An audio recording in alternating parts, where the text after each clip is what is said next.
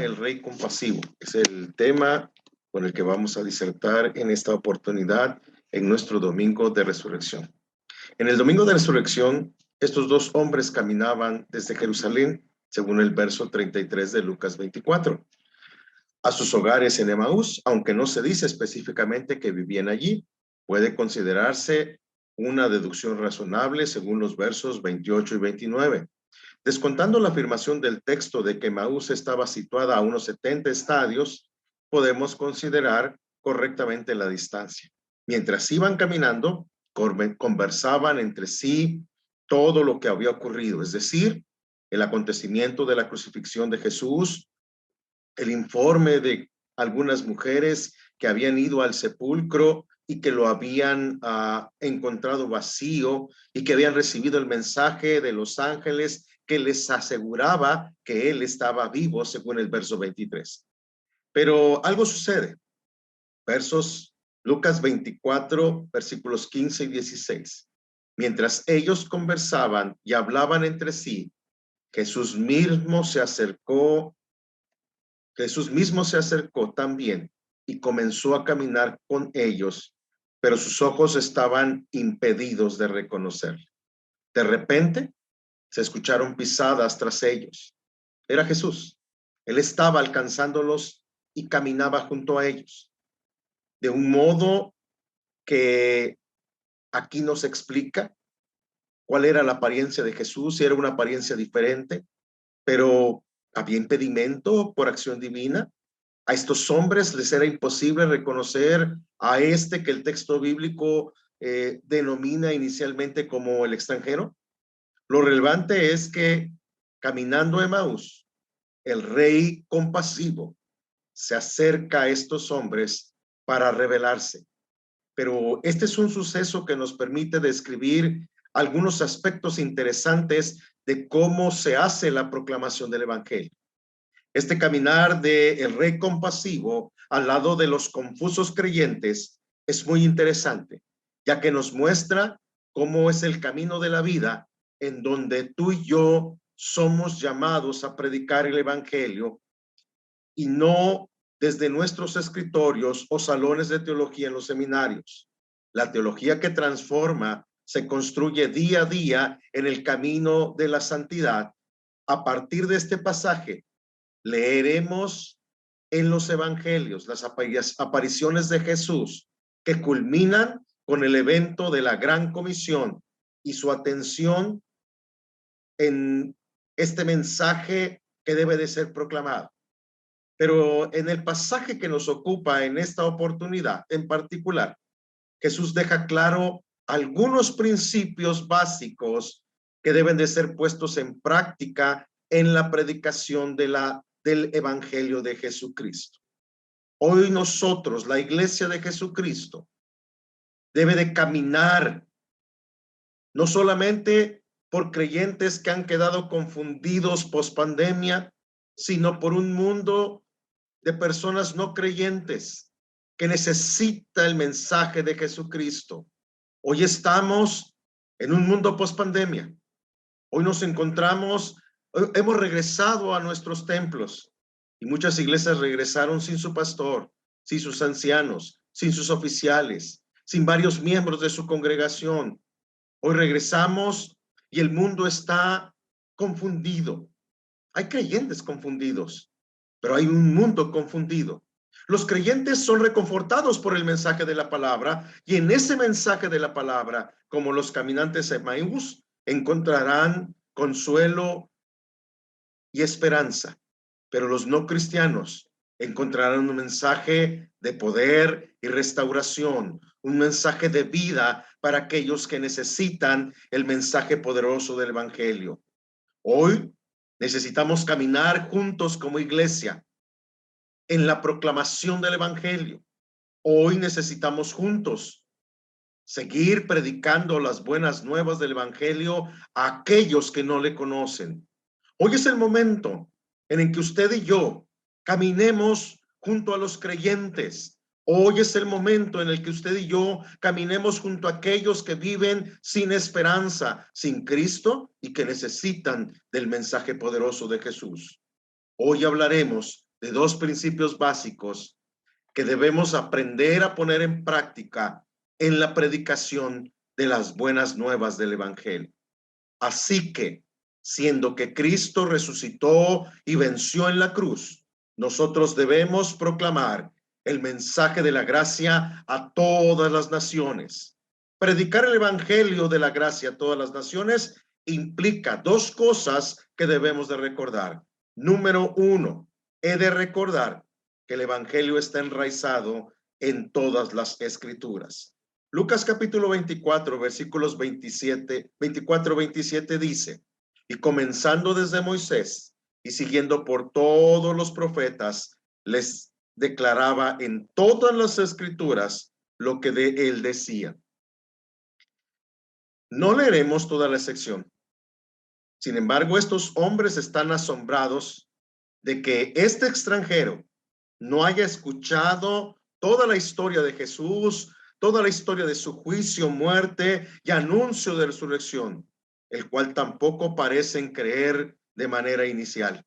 Es obvio que Jesús podría revelárseles de manera inmediata y exhortarlos por su incredulidad, dejarles en claro ahí mismo todo. Pero es importante que recuerde que hay una intencionalidad en este pasaje. ¿Cuál es la razón por la que el cristianismo está conquistando cada nación del Imperio Romano? Y precisamente esta narración nos muestra uno de los principios esenciales del Evangelio y del poder de la conquista del Imperio Romano a través del Evangelio. Estas buenas noticias están enraizadas en cada página de las Escrituras. Y comenzando desde Moisés y siguiendo por todos los profetas, les declaraba en todas las Escrituras lo que de él decía. Note la expresión Moisés y siguiendo por todos los profetas. Moisés y los profetas es una forma de decir todas las escrituras del Antiguo Testamento, las escrituras existentes en este momento. Las buenas noticias eran anunciadas en cada página de la escritura. Jesús realiza una explicación pasando por toda la historia de la redención y explicando cómo cada historia de la redención, cómo cada evento de la redención, cómo cada símbolo en esta historia de la redención anuncia, proclama y señala a Cristo como el único y suficiente Salvador. Su mensaje no es algo aislado o inventado. Está en la revelación del Antiguo Testamento. Es Dios quien lo revela a través de cada página de escritura. Este mensaje es la corona de todo el mensaje de las Sagradas Escrituras. El Evangelio es la esencia de cada una de las páginas de la Biblia. Jesús enseña de manera magistral cómo el principio de sola escritura anuncia, presenta a Cristo y éste presenta las buenas nuevas de salvación. Es Jesús quien camina junto a su iglesia confundida por las filosofías, por las circunstancias, por los momentos de lucha. Es Jesús quien camina junto a su iglesia durante la pandemia. Es Jesús que camina junto a la iglesia en pospandemia. Es Jesús quien camina anunciando toda el consejo de Dios mostrada en cada página de la escritura. Es Jesús quien camina junto a su iglesia enseñándole que en cada página de la escritura, ahí está el mensaje de salvación de Jesucristo. Hoy vivimos en una sociedad desesperada, que perdió la esperanza, que perdió la angustia. Sí, hay iglesias cristianas que perdieron a su pastor, a sus ancianos, a sus diáconos, familia cercana y querida, ya no está hoy. Pero nosotros sufrimos con esperanza, con la esperanza que Jesús nos enseñó en las Sagradas Escrituras, con la esperanza de que el Evangelio vivía en el corazón de nuestros seres amados, con la esperanza que solo tenemos en Jesucristo. Pero en este mundo y en esta sociedad se necesita esperanza. Necesitamos caminar junto junto a Jesús y mostrarle a la iglesia y mostrarle al mundo el principio de sola escritura. Y en ese principio de sola escritura, de cómo el evangelio está enraizado en cada página de la escritura, nosotros predicamos a tiempo y fuera de tiempo. Nosotros hablamos a las naciones. La Iglesia Nacional Presbiteriana está en un despertar misionero. Y hoy, como Iglesia Nacional, hemos enviado a nuestra primera misionera a Senegal. Y en este mes precisamente sale nuestra primera pareja a Chad en África Central. Tenemos 2 misioneros alcanzando etnias no alcanzadas en la Sierra de Oaxaca. Y estamos listos y preparando a nuevos candidatos que salen a nuevas partes del mundo para alcanzar a las naciones donde no se ha predicado el evangelio. Plantamos iglesias en el norte de México, plantamos iglesias en el sur y en el centro de México. Somos una iglesia que camina junto a Jesús con un mensaje enraizado en cada página de las Sagradas Escrituras. Este es nuestro trabajo, esta es nuestra misión, a esto hemos sido llamados. Resurrección nos enseña que el Rey victorioso, el Rey compasivo, camina con su iglesia para que el mensaje de Jesucristo sea predicado. Así que, siendo que Cristo resucitó y venció en la cruz, nosotros debemos proclamar este mensaje de gracia a todos. Predicar este mensaje de gracia a todos implica un segundo principio. He de recordar que el evangelio es la esencia de toda práctica cristiana. He de recordar que el evangelio es la esencia de toda práctica cristiana. Versículos 30 y 31, escuche. Y aconteció que estando sentado con ellos a la mesa, tomó el pan, lo bendijo, lo partió y les dijo. Entonces fueron abiertos sus ojos y le reconocieron, mas él desapareció de su vista. ¿Cómo sucedió que al momento del partir el pan con ellos, repentinamente le reconocieron? ¿Vieron las marcas de los clavos en sus manos? ¿Fue la manera en la que partió el pan y lo que abrió sus ojos? ¿O fue la forma en la que habló a su padre lo que refrescó su memoria? Cualquiera que sea la respuesta, lo cierto es que su cuerpo resucitado ahora tenía la facultad de aparecer delante de ellos y de salir de su vista a voluntad. Ese no es el centro del asunto, pero en cualquier caso nos recuerda su poder.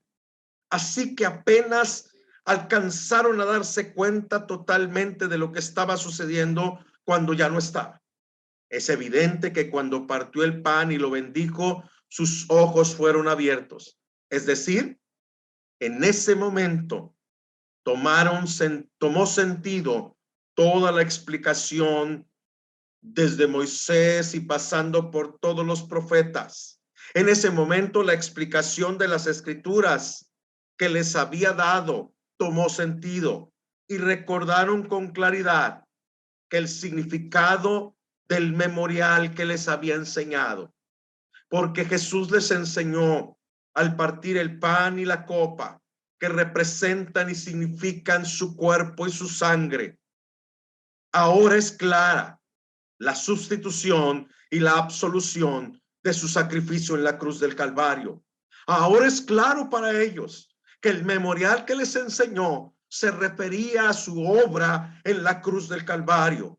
Si lees toda la sección, estos hombres, una vez que lograron tener sentido, que lograron ver con ojos espirituales, recordaron lo que el evangelio les había enseñado.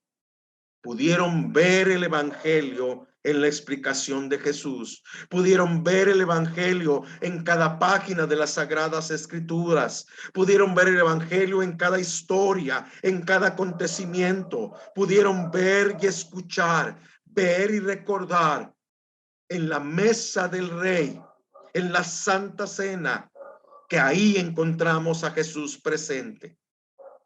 ¿Cuál es la reacción cuando podemos ver con ojos espirituales la verdad de Jesucristo? Versículo 35. Entonces ellos contaban las cosas que les habían acontecido en el camino y cómo le habían recordado al partir el pan. Note lo que dice la escritura. Entonces ellos contaban las cosas. Cuando el primer principio es claro para nosotros, que el evangelio está enraizado en la escritura, y cuando el segundo principio es claro para nosotros, que cada asunto en la vida cristiana tiene sentido en el evangelio, entonces nuestros ojos espirituales, al ser abiertos, hacen una sola cosa: contar las maravillas de aquel que nos llamó de tinieblas a luz admirable. Y eso es lo que tú y yo tenemos que hacer. Eso es a lo que hemos sido llamados. Hemos sido llamados a predicar el evangelio, a hablar a tiempo y fuera de tiempo. Este es el momento del completo despertar misionero de la Iglesia Nacional Presbiteriana. Este es el momento cuando estamos plantando iglesias en el noroeste de México, cuando la iglesia del centro y del sur sureste hacen suyo el norte de México como un campo misionero, cuando la Iglesia Nacional Presbiteriana entera hace suya las misiones transculturales, cuando estamos listos para enviar a nuestros primeros misioneros fuera de México, sostenidos por la Iglesia Nacional Presbiteriana de México. Estos principios nos recuerdan al Rey compasivo, un Rey que camina con nosotros, y el efecto del Rey caminando con nosotros es que contamos las maravillosas obras de Jesús. Quiero leer para usted la declaración de un hombre llamado Juan Hus.